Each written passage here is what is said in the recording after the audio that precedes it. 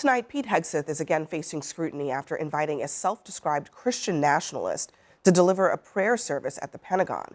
Pastor Doug Wilson is the co-founder of a growing network of churches that Pete Hegseth is a part of. He believes that women should not be allowed to vote, that some slave owners were decent human beings, and that society should be governed by a strict interpretation of biblical law, where homosexuality, for example, is a crime. Now, Wilson gave a 15-minute sermon at the Pentagon's auditorium, which was broadcast on the department's internal TV network and confirmed by the Defense Department on social media.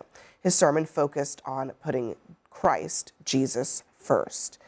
I guess he calls himself a paleo-Confederate, something or another. But this is a man who, in addition to everything that we just talked about, I mean, he has gone to great lengths to explain why slavery was not as bad as people make it seem. He said, slavery as it existed in the South was not an adversarial relationship with pervasive racial animosity. Because of its dominantly patriarchal character, it was a relationship based on mutual affection and confidence. There has never been a multiracial society which has existed with such mutual intimacy and harmony in the history of the world. That's a real quote. Dr. West? No. Oh, brother, Pastor Wilson. I'm praying for him in the name of my sweet Jesus. You know what I mean?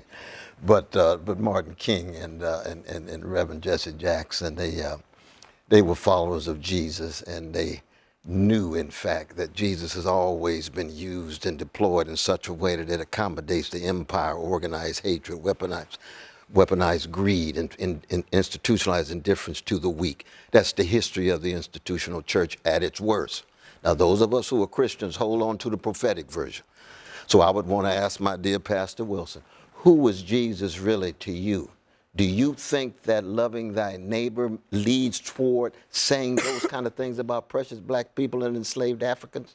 What would he say if somebody came along and said, in the name of Jesus, only women can vote, but men can't vote? Where's the golden rule? Do unto others as you would have others to do unto you. And so in that regard, this is just not Christianity. The Judaic forms, prophetic, Heschel, forms of Judaism that conform to empire, white supremacy, whatever it is. Muslim, look at Iran right now. The heroic struggles of everyday Iranian people against what? Against versions of Islam that Malcolm X would bring major critique to bear because it what? It represses everyday people. So that in that regard, you know, I'm not surprised, but we just have to fight it and not be so overwhelmed by it. That's the crucial thing. I mean, the problem, I mean, look, we all know that that's out there. Yes, right? That's right. Christian nationalism is not a new concept.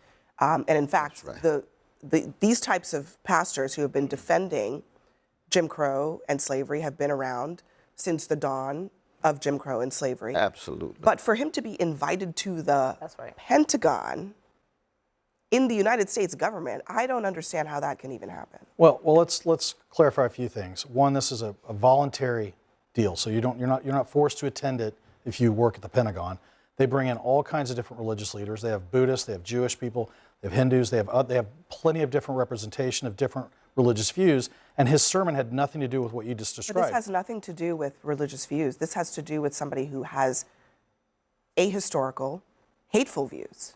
Well, look, Louis Farrakhan had a lot of different views, and Louis Farrakhan was presented invited to the Pentagon? He was invited to a lot of powerful places. He was invited to the Pentagon? I don't know if he was invited to the Pentagon or not. Was he? He was certainly invited to government. Was he invited to the White House? He was certainly invited to government I mean, look, facilities. I think it's a question of, is it appropriate? Look, there are Christian pastors and interfaith leaders in the Congress. Nobody is disputing that.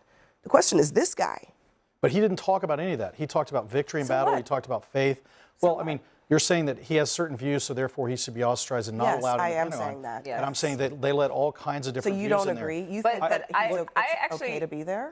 I think that Pete Hegseth has a right to, they have a right to have different views there. I do think they have a right to have different views. But here's the thing. So I ran the faith portfolio for Barack Obama, and we did bring different views. Yeah. We had the Guru Nanak celebration. We had Diwali. We had our iftars. We had the the Easter prayer breakfast. Ran them all. Different views. We didn't bring jihadists in the White House. We didn't bring white supremacists in the White House. We read people's sermons. We ensured that the words that they professed because of their faith were not demonizing another faith. We had Hanukkah at the White House. I believe that we are a nation that should celebrate different faiths. I really do. Not, though, at the expense of others. Second, what he was saying about slavery has nothing to do with spirituality or Christianity or any faith. It is a perverse approach. There was no harmony between the master and the slave. The master may think that, but the slave had no power. That is just a fact, and that is wrong. And if it's not the case, then why doesn't he become a slave? Because I'm sure there wouldn't be no harmony there. And then the final thing is, it is not an isolated event. We cannot look at this as an isolated event.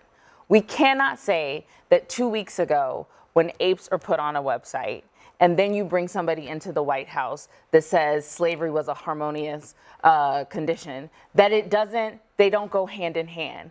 It does. And so as a person who feels like his language could come harm to my ancestors, to me, and for the people that come before, I think we can say diversity of views are appropriate. I think we have to stand on some moral clarity that slavery does not fall in that category. So, Brianna, Pete Hegseth knows that this guy is controversial because when CNN did a piece about him a while back, he responded to it with a tweet saying, "All of Christ for all of life," seemingly to endorse the controversial things that he said in that interview.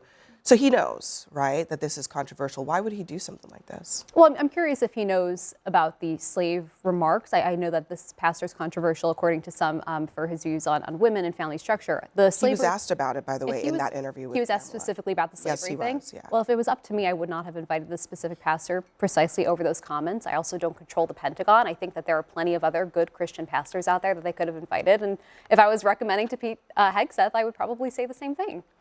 Well, we do control the Pentagon indirectly. It's our... I mean, me personally. It's such a wasted opportunity because what Hal said is true. It should be a place. People should be able to pray. They want to pray the way they want to pray. That's a fundamental human right. And diversity of this nation's diversity of spiritual life is a strength. And frankly, we could use more of it right now. And it's such a wasted opportunity to go to this degraded spiritual place and divide us again along these lines when the whole purpose of prayer, right, is to get us closer to the better angels of our nature. And I just think it was wrong. That's true.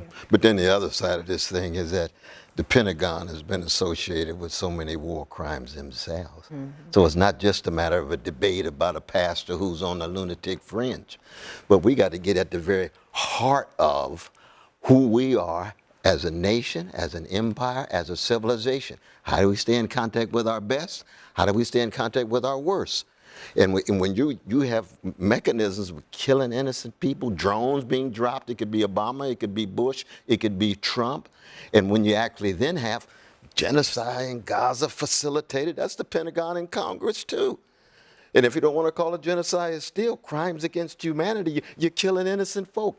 Any child of any color in any nation being killed is murder. By Pentagon, by me, by anybody else. That's morality too. That's spirituality too. So I don't want this particular debate to overlook these larger challenges of we as a people, as a slice of the human species. All right. Next for us, the president had a $10 billion surprise at the first meeting of his new Board of Peace, but lawmakers from this country are calling it illegal. We'll debate that next.